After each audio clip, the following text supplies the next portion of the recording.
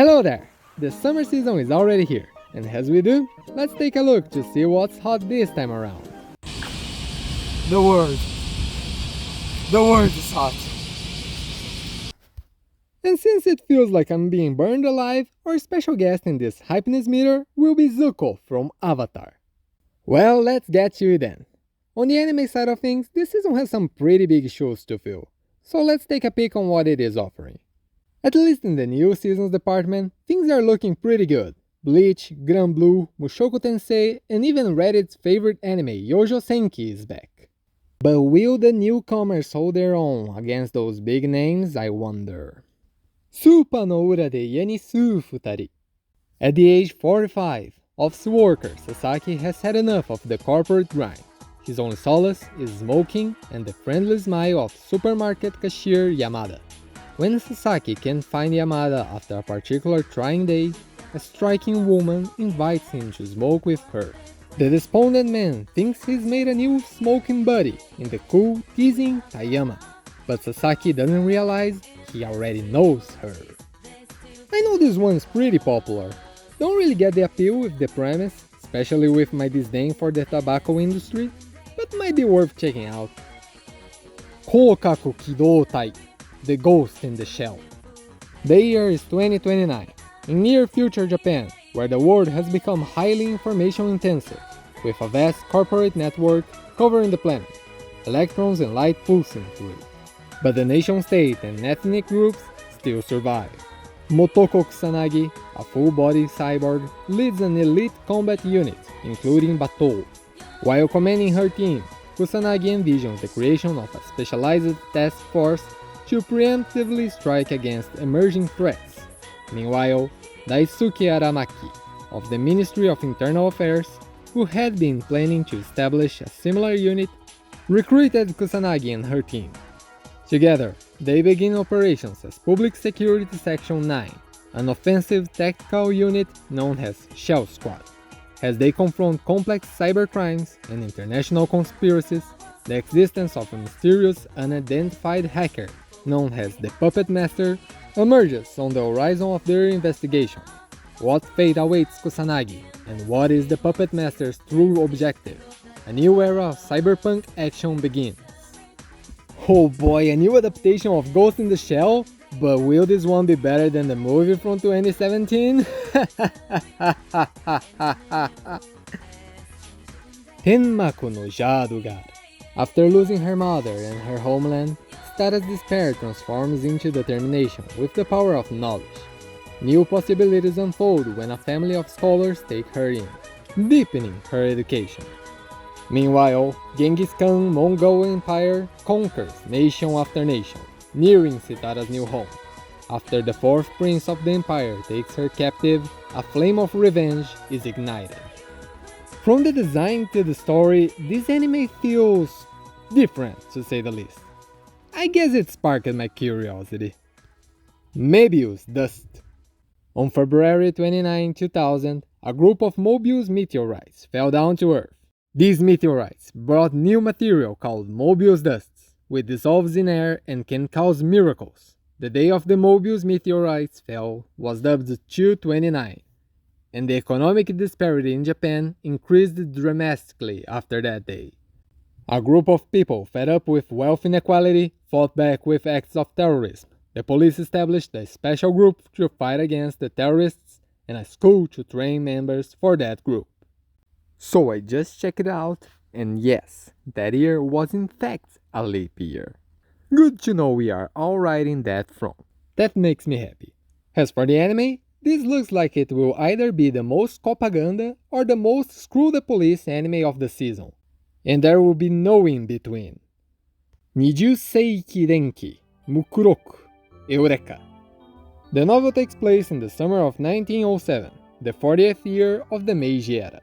15-year-old Inako Momokawa lives in the Fushimi area of Kyoto and is the second daughter of a sake brewer.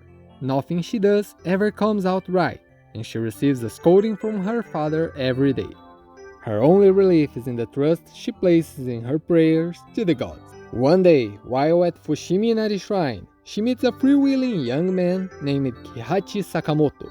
He rejects the gods and boasts of the incoming age of electricity. The topic of marriage suddenly comes up in Inako's household. Her father is one-sidedly making all the decisions for her, and Inako is about to give up hope. It is then that Kihachi drowns out Inako's true feelings of wanting to run away from her family. The only way to stop her marriage is to find an unusual book called the Electricity Catalog. The book is a prediction book about electricity that Kihachi wrote when he was a child. But his older brother, Seiroku, took the book, and its current whereabouts are unknown. Inako and Kihachi together go in search of the book across Kyoto and Shiga prefectures. Man, there is a lot of arranged marriage this summer, but this sounds the most promising in my opinion, and it also focuses on the superior side of Japan. Yani Neko. Yani is a cat girl with a seriously bad smoking habit. She smokes so much that her apartment smells like ash and is littered with cigarette butts and plenty of other trash. Every time she tries to quit, she becomes weak to the cravings and gives in almost instantly. Will she never get her life together, or is she doomed to live as a chain-smoking slob forever?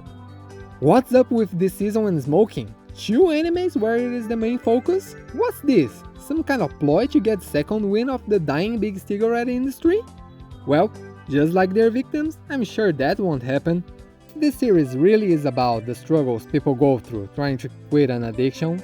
I would absolutely love to see it. Otome Kaijuu Carameliser. Kuroi Akaishi just wants a normal high school life, but that's impossible with a rare condition that turns her into a giant kaiju whenever her emotions spike.